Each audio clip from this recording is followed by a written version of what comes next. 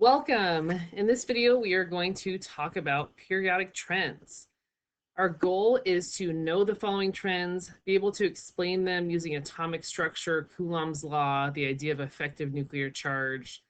The things we want to be able to discuss are trends in ionization energy, atomic and ionic radius, electron affinity, and electronegativity. First, just a reminder, there are some groups on the periodic table that you should be familiar with. Those are the alkali metals over here on the left.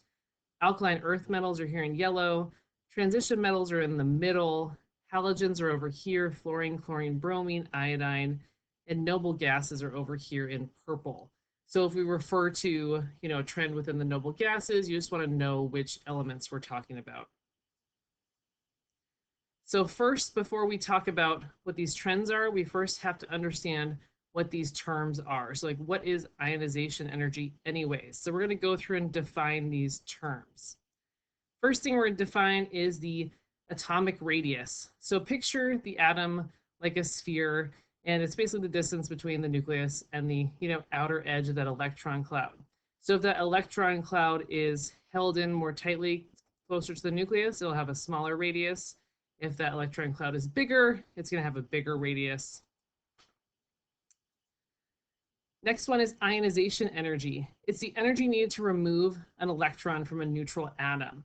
Sometimes we write it out in an equation like this. Notice how we're starting with a neutral atom over here on the left, and then we are taking an electron away from it, and in the process, we produce a positive ion, a cation.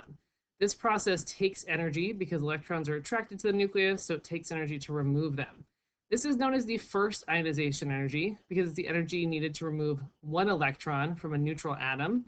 You can also have a second ionization energy, which would be the energy needed to remove a second electron. Notice in this equation, we're starting with something that's already an ion. So we've already removed the first electron. Now we've got to remove a second electron. This always becomes successively harder. It becomes harder and harder to remove electrons from these progressively more positive ions. So you could have a third ionization, fourth ionization, fifth ionization energy for as we successively remove more and more electrons. Here's a visual showing what that looks like, the first ionization energy of lithium. Notice when we lose one electron, it's that valence electron that we're going to lose. It's the furthest away from the nucleus, so it's going to be the easiest to remove. Electron affinity is something that you might see as well. This one we won't encounter as often, but you might see this. We don't know what it is. It is the energy change associated with gaining an electron. So it's kind of like the opposite of ionization energy. Notice here, when we have these electron affinities, notice how we're forming anions because we're gaining electrons to form a negative ion. If we compare the two side by side, ionization energy is the energy required to remove an electron to form a cation. Electron affinity is the energy to add an electron to form an anion. And we'll notice that the ionization energy is always positive. This is always going to be a positive value because it always takes energy to remove an electron. Electron affinities are often negative. Notice how there's a negative sign here? That's because energy is often released when you gain an electron, because electrons, want to be close to the nucleus there. So that releases energy. Another term we want to be familiar with is electronegativity. That's the tendency for an atom to attract electrons when chemically bonded to another atom. We'll talk a lot about electronegativity when we do our unit on bonding. But that's just a general overview of what electronegativity is. There's some periodic trends with that are useful. And then one more thing to talk about is metallic character. We just want to be aware of where the metals and nonmetals are on the periodic table. Nonmetals are on the upper right. Metals are down here on the lower left.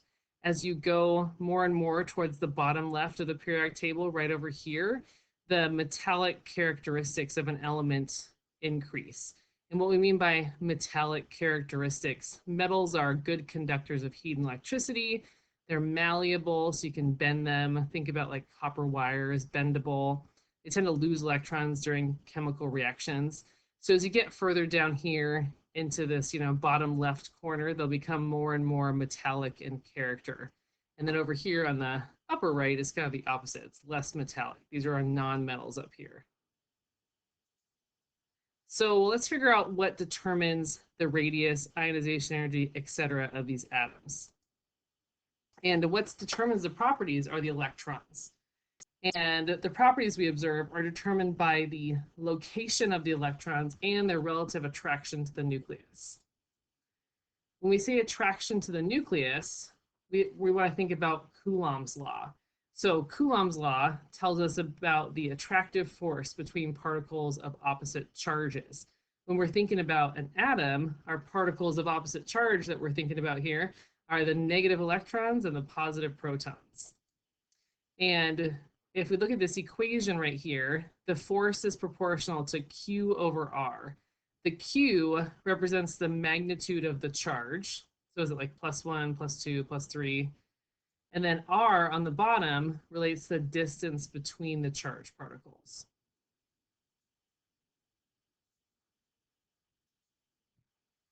So our main takeaway here to notice is that our attractive force is going to be proportional to the charge of the particles divided by the distance between them. So as the charge increases, the particles will become more attracted. As the distance increases, the particles will become less attracted. All right, when we're thinking about the charge of the particles, we'll find that a useful value to consider is something called the effective nuclear charge. It's basically like the net charge being felt by an electron. And it's the net effect of the attraction of an electron to the protons in the nucleus, and also the repulsion from other electrons that are present in the atom. So let's take a look at an example here. We're looking at an atom of lithium. And let's say I want to think about this valence electron in lithium. It's out here in the second shell. So we know that this electron is attracted to the nucleus because there's some positive protons in the nucleus, but there's also some other electrons in the way, right, in between that valence electron and the nucleus. And we know that electrons are negative. So electrons, when you put them next to each other, they're going to repel each other. So this outer electron, it's attracted to the nucleus, but it's also repelled by these other electrons. We call these electrons the core electrons. So they're not part of the valence shell, they're in the middle, they're in the core. So to accurately think about the attraction that this electron is feeling, we want to take into account both the number of protons that are attracting those electrons and also the core electrons that are repelling. And we put those two things together, we get something called the effective nuclear charge. And they use the symbol ZF for effective nuclear charge. So to find that, we're going to take the number of protons in the nucleus, which in this case is 3, and subtract the number of electrons in between that are repelling.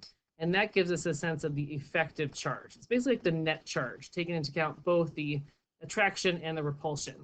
Another word we'll use for this repelling of those core electrons is shielding, is a term you might see. Sometimes I've seen the term screening also used there, but shielding is the one you'll most often see there. So shielding basically means that, repulsion being caused by those core electrons. So keeping those things in mind, Coulomb's law and effective nuclear charge, now we're going to take a look at some trends that we'll observe on the periodic table based upon the structure of atoms. So we're going to take a look at some examples within a row or within a column. So this right here, I picked boron, carbon, and nitrogen. If you look on your periodic table, they're all in row 2. Here are their electron configurations and their number of protons. Remember, we find the number of protons by looking at the atomic number. So based on what we just learned about the effective nuclear charge, I want you to stop and try and predict what the effective nuclear charges will be for boron, carbon, and nitrogen. If you haven't done this yet, then pause the video and try and fill in those blanks. Okay, so to find the effective nuclear charge, you are going to take the number of protons minus the number of core electrons. So let's look at boron over here. Boron has 3 valence electrons, So, and everything that's not valence is core. So it looks like it's got 2 core electrons. So the effective nuclear charge is the protons, 5, minus the core electrons, 2. So it's got an effective charge of +3. Now let's look at carbon. Carbon has its valence in the 2s2p. It's got 4 valence electrons. It also has 2 core electrons. So it's got the same number of core electrons, but what's different, it's got more protons. So when I look at the effective charge of carbon, it's going to be 6 minus 2. It's going to have a +4 effective nuclear charge. If I look over here at nitrogen, it has 5 valence electrons, but again, the number of core electrons stay the same. The effective charge is, I got the 7 protons and I've got the 2 core electrons, so it's a +5 effective charge. So something we should be noticing as we go across a row, the number of core electrons stay the same while the number of protons is increasing. As a result, the effective charge being felt by those valence electrons is getting stronger. So it's increasing from +3 to +4 to +5. So across a row, all the atoms have the same valence shell. That's something else we can point out. Notice how the valence electrons are all in the 2s2p for all of these ones. So they're all in the same valence shell, and the effective nuclear charge is increasing as the number of protons increases. And if we think about what that means in terms of Coulomb's law, we know that the attractive force between the electrons and the nucleus is proportional to the charge over the distance. As we go across a row, the effective charge is increasing. So that means the attractive force is going to increase. The distance variable is determined by, when we think of distance, it can help to think of what shell they're in. So they're all in the same shell. So the location is kind of staying the same, but the effective charge is increasing, so the attractive force increases. As a result, the overall radius will get smaller as you go across the row, and the ionization energy is greater. So here's a comparison of boron and neon. Notice how they both have electrons in 2 shells, but boron's outer shell is experiencing an effective charge of +3, whereas neon's outer shell is experiencing an effective charge of +8. So neon's valence electrons are more attracted to the nucleus. So they're going to get pulled in closer. So we're going to end up with a smaller radius. The electron cloud is going to be smaller, closer to the nucleus. And because those electrons are more attracted, it's going to take more energy to remove an electron because they're more tightly held by the nucleus. Your turn. So pause and fill in the blanks. See if you can write the electron configuration, effective nuclear charge for sodium and magnesium, and then answer this question down below. All right, so I've written the electron configurations. So now let's take a look at the effective nuclear charge. So the effective charge is the number of protons. So for sodium, that's 11. Whoops. We've got 11 protons. And then the core electrons is everything that's not valence. So that's 10 core electrons in sodium. So it's got an effective charge of +1. Over here in magnesium, it's got 12 protons. And if you look at its valence electrons, it also has 10, sorry, its core electrons. It also has 10 core electrons, so its effective charge is +2.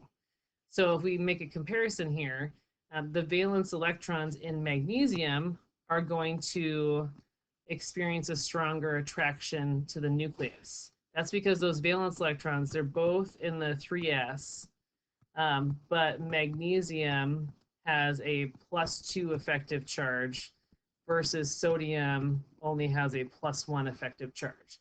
So it's experienced a stronger charge magnitude. So that's going to increase its attraction. Because again, remember, we'll come back to Coulomb's law.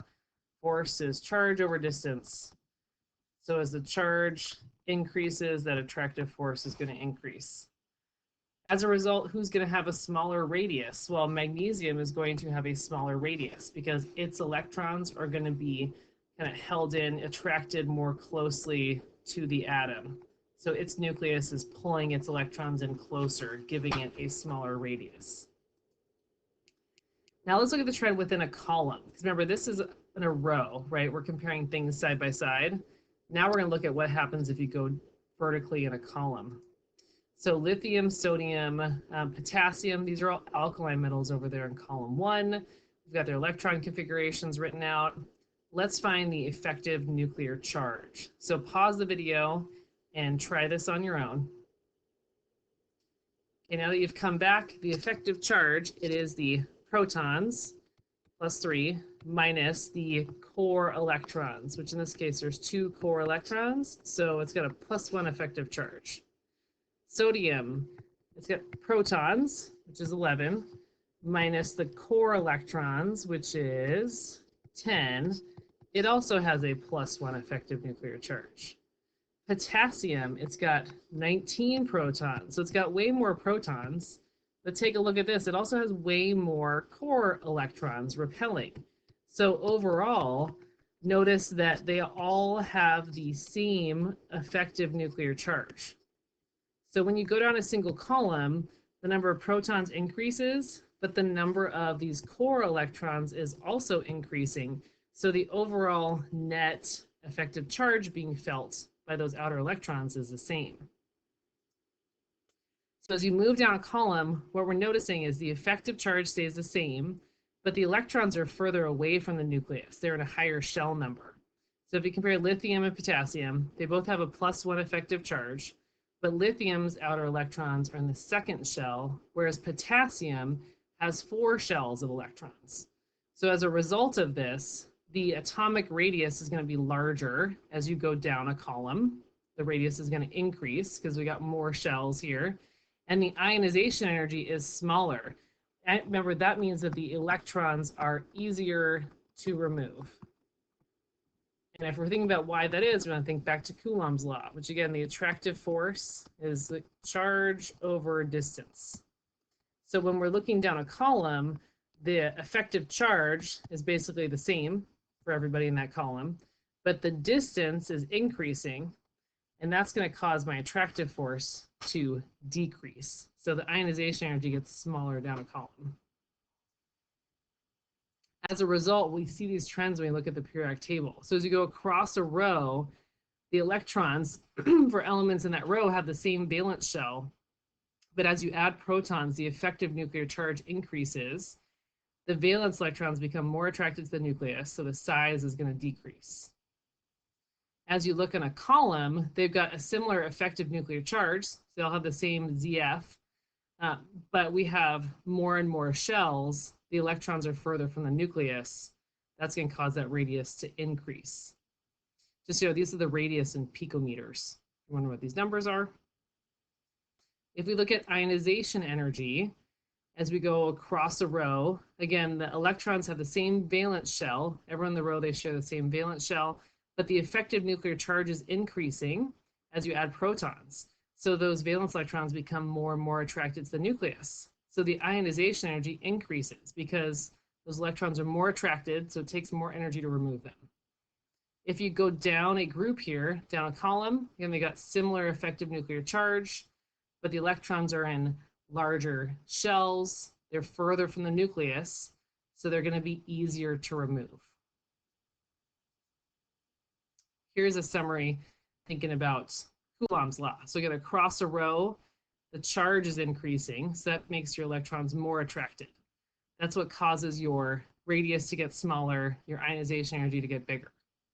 As you go down a column, the distance is increasing while your charge basically stays the same, the effective charge. So that makes our attractive force decrease, giving you a larger radius and a smaller ionization energy. And these are the two main trends you mainly want to be concerned about, is the atomic radius and ionization energy. Those are the main ones you'd be asked to explain. So thinking about explaining properties, if you're given a free response question, you're trying to explain why, two things have a different atomic radius or ionization energy. The two things you want to consider are what shell is that valence electron in, remembering that as the shell number increases, it's further from the nucleus, and as distance increases, the attractive force will decrease. And then the other variable you want to consider is what's the charge. So what is the effective nuclear charge that those electrons are experiencing? As the effective charge increases, the attractive force will increase. So those are two things you want to include in an explanation. So here's one practice set. Which would have a smaller radius, an atom of lithium or an atom of nitrogen? And explain. So pause and think about your answer. All right, so if I compare lithium and nitrogen, when I'm comparing elements, I find it's often helpful to make a little T-chart. So I'm gonna look at lithium and nitrogen. I'm gonna write their electron configurations real quick. So there's lithium, and the nitrogen is 1s2, 2s2, 2p3. So they both have the valence shell of 2. So they both have like 2 shells there. So that's the same. What's different is going to be their effective nuclear charge. So lithium has an effective charge of 3 minus 2. It's got a +1 effective nuclear charge. And then whereas nitrogen has 7 minus 2, it's got a +5 effective nuclear charge. So nitrogen's electrons are being more attracted to the nucleus. That means nitrogen is going to have a smaller radius. So if I were to explain my reasoning, I want to mention these things I had in my T-chart, and that's where that can be helpful there. So they both have their valence electrons in shell 2, but nitrogen has a greater effective nuclear charge than lithium. So +5 as compared to +1. So its electrons are more attracted to the nucleus. So the big thing in your explanation, you want to talk about the effective charge, the attraction that it's feeling towards the nucleus, and then also what shell those electrons are in.